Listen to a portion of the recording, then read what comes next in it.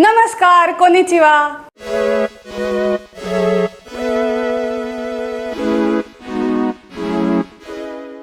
31 मार्च 2025 ला आम्ही क्योतोच्या पूर्व दिशेला असणाऱ्या हिगाशियामा या भागाला भेट देण्याचे ठरवले होते. या भागामध्ये आम्ही 7 ते 8 प्रेक्षणीय स्थळे पाहणार होतो. म्हणूनच मग आम्ही असं ठरवलं की जो सकाळचा नाश्ता आहे तो आपण हॉटेल रूमवरच करूया. आदल्या दिवशी नारामधून परत येत असताना वाटेत एका कन्व्हिनियन्स स्टोअरमध्ये आम्ही वेगवेगळ्या खाद्यपदार्थांची खरेदी केली होती. आणि या कन्व्हिनियन्स स्टोअरमध्ये गेल्यानंतर आमच्या असे लक्षात आले की खास चेरी ब्लॉसमच्या सीझनच्या निमित्ताने काही गोडाचे पदार्थ देखील विक्रीसाठी मांडण्यात आलेले आहेत. त्यापैकी साकुरा मोची, साकुरा बेरी डोनट आणि स्ट्रॉबेरी माचा दायफुकू हे पदार्थ आम्ही नाश्त्याच्या वेळेला खाऊन बघितले. अर्थातच आम्हाला या तिन्ही डेझर्टची चव ही विशेष आवडली. नाराच्या लोकल मार्केटमध्ये आम्ही काही स्ट्रॉबेरीजची खरेदी केली होती आणि ह्या ज्या स्ट्रॉबेरीज होत्या त्या रंगाने लालचुटूक, रसरशीत आणि व्यवस्थित गोड होत्या. हे चारही पदार्थ खाऊन आणि कॉफी पिऊन आमचा नाश्ता संपला आणि त्यानंतर आम्ही हॉटेल रूमच्या बाहेर आलो. आजचा संपूर्ण दिवस आम्ही हिगाशियामामध्येच फिरणार असल्यामुळे सर्वप्रथम आम्ही Subway and bus one day पासची खरेदी केली आणि हा जो पास आहे तो आम्हाला Kyoto city bus and Subway information सेंटरच्या ऑफिसमध्ये मिळाला. हे जे ऑफिस होतं ते क्योतो रेल्वे स्टेशनच्या बरोबर समोर होतं आणि अर्थातच ह्या पासमुळे एका दिवसात आम्ही कितीही वेळा वेगवेगळ्या बसेस आणि सबवेचा वापर करू शकणार होतो. हा जो पास असतो त्याची व्हॅलिडिटी ही केवळ एका दिवसापुरतीच होती आणि ती 24 तासांसाठी नव्हती. ह्या पाससोबत त्यांनी आम्हाला एक नकाशा देखील दिला होता आणि या नकाशामध्ये स्पष्ट करण्यात आलं होतं की नक्की कोणत्या बसेस आणि सबवेजचा आम्ही वापर करू शकतो. तसेच या पासच्या सहाय्याने नक्की कोणकोणत्या क्योतोमधल्या भागांना आम्ही भेट देऊ शकतो. सबवे आणि बस ह्यांचे जे स्टॉप्स आहेत आणि त्यांच्या ज्या लाईन्स आहेत त्या देखील त्यांनी ह्या नकाशामध्ये दर्शवल्या होत्या. ऑफिसमध्ये आम्हाला असं देखील कळलं की हा पास जोपर्यंत तुम्ही प्रत्यक्ष वापरत नाही तोपर्यंत तो ॲक्टिव्ह होत नाही. म्हणून मग आम्ही असं ठरवलं की 1 एप्रिल आणि 2 एप्रिल या दोन्ही दिवसांचे जे पास आहे ते आपण आत्ताच खरेदी करू. हे पासेस खरेदी करून झाल्यानंतर आम्ही हिगाशियामाकडे जाणारी जी बस आहे त्याच्या स्टॉपवर येऊन रांगेमध्ये थांबलो. क्योतो शहरामध्ये एकूण 11 वॉर्ड्स असून त्यापैकी एक हिगाशियामा हा आहे. हिगाशियामा ह्या शब्दाचा अर्थ असा आहे की हिगाशी म्हणजे पूर्व आणि यामा म्हणजे डोंगर. तर क्योतोच्या पूर्व दिशेला जे डोंगर आहेत त्याच्या उतारावरती हा भाग वसलेला आहे. ऐतिहासिक आणि सांस्कृतिकदृष्ट्या हा भाग अत्यंत महत्त्वाचा असल्यामुळे यातील वेगवेगळ्या वास्तूंचे योग्य प्रकारे जतन देखील करण्यात आलेले आहे. हिगाशियामाला जेव्हा तुम्ही भेट देता तेव्हा तुम्हाला असा कदाचित भास होऊ शकतो की तुम्ही जुन्या क्योतोमध्येच आलेला आहात. त्याचं कारण असं की या भागातले जे बहुतांश रस्ते आहेत ते काहीसे चिंचोळे आहेत. तसेच ज्या वेगवेगळ्या इमारती या भागात आहेत त्या बहुतांशी लाकडापासून बनवलेल्या आहेत आणि त्यांची जी बांधकाम शैली आहे ती पारंपरिक आहे. हिगाशियामा भागात विविध शिंतो श्राईन्स, बौद्ध मंदिरे अशा सांस्कृतिक आणि ऐतिहासिक पार्श्वभूमी असलेल्या रचना आहेतच, पण त्याचबरोबर पारंपरिक खाद्यपदार्थ, कपडे तसेच इतर वस्तू विकणारी दुकाने, टी हाऊसेस, रेस्टॉरंट्स हे देखील या भागात भरपूर आहेत. याच सर्व कारणांमुळे हा भाग पुष्कळ वेळेला पर्यटकांनी गजबजलेला असतो.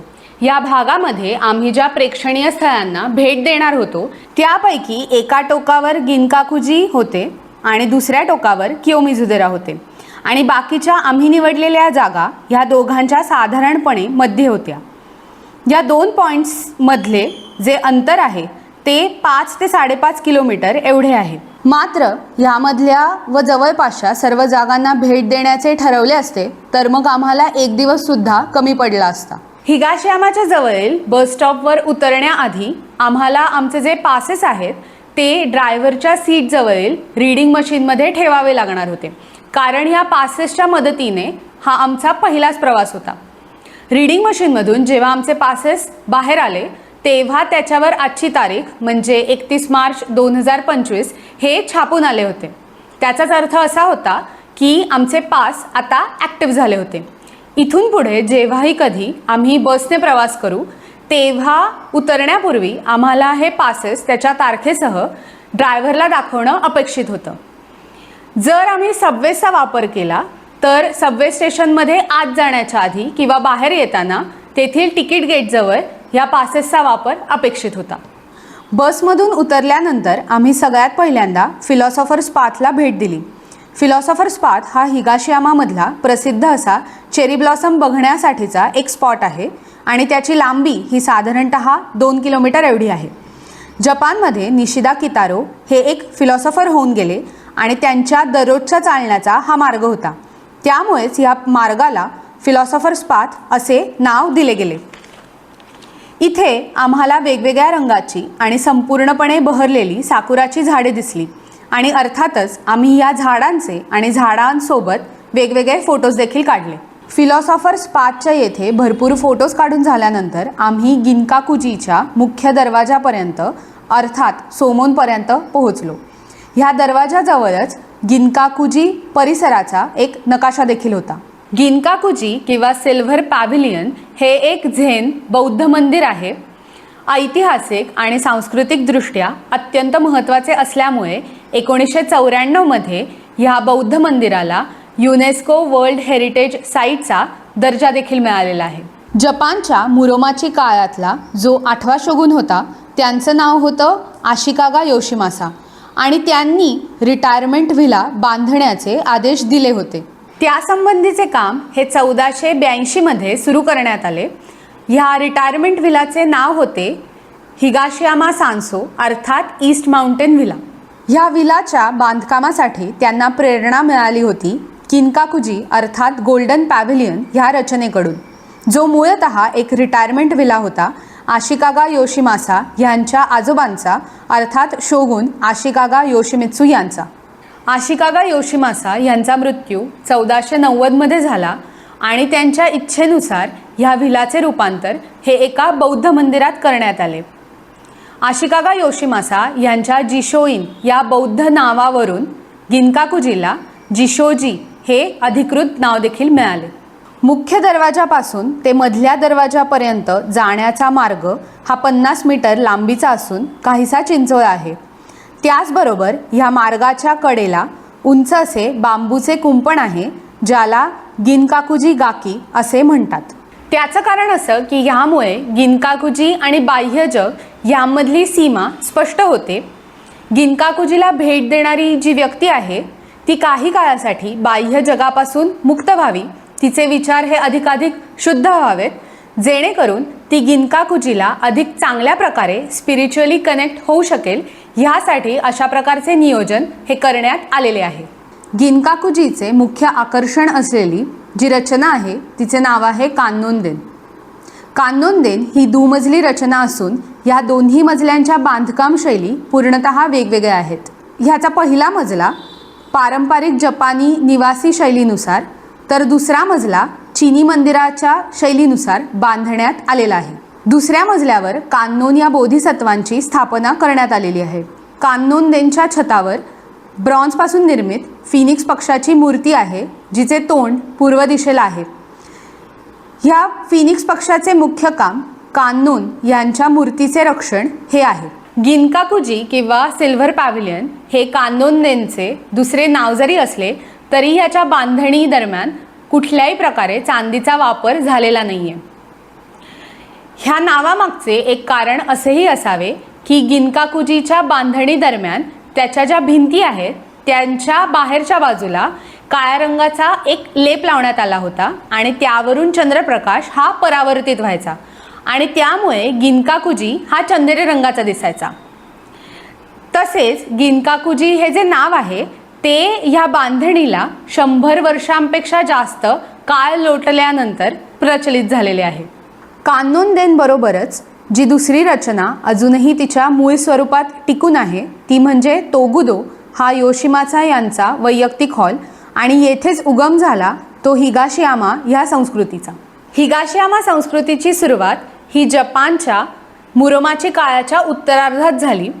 ही जी संस्कृती होती ती झेन बौद्ध धर्मातील तत्वे तसेच जपानमधील वाबी साबी ही संकल्पना ह्यांवर आधारित होती. हिगाशियामा संस्कृतीचा जो प्रभाव आहे तो संपूर्ण जपानभर पडला आणि त्यामुळे ह्या काळात वेगवेगळ्या कला जसे की इंक पेंटिंग्स, टी सेरेमनी आणि फ्लावर अरेंजमेंट इत्यादी ह्या एकतर निर्माण तरी झाल्या किंवा विकसित तरी झाल्या. गिनकाकुजीच्या परिसरामध्ये आम्ही बेन्झाईतेन जी विद्येची देवता आहे आणि हाचिमान जी युद्ध व रक्षण ह्यांची देवता आहे, ह्या दोन्ही श्राईन्सना भेट दिली. गिनकाकुजीचे जे दुसरे महत्त्वाचे आकर्षण आहे ते म्हणजे कोगेत्सुदाई अर्थात मून व्ह्यूइंग पॉईंट आणि गिनशादान म्हणजे ड्राय सँड गार्डन. ह्या दोन्ही रचना पांढऱ्या व कोरड्या वाळूपासून बनवण्यात आलेल्या आहेत आणि ह्या ड्राय सँड गार्डनचा जो आकार आहे तो एखाद्या शंकूसारखा आहे. ड्राय सँड गार्डन पाहून झाल्यानंतर आम्ही गिनकाकुजीमधल्या मॉस गार्डनला देखील भेट दिली. ह्या मॉस गार्डनमध्ये वेगवेगळ्या प्रकारची तळी, धबधबे, छोटेसे पूल आणि विविध झाडे झुडपे असे सर्व काही आहे. ह्या मॉस गार्डनमधल्या रस्त्याने काहीसे वर चढून गेल्यानंतर आम्ही जेव्हा सिनिक व्ह्यू पॉईंटपर्यंत पोहोचलो तेव्हा गिनकाकुजीचा संपूर्ण परिसर आम्हाला दिसत होता.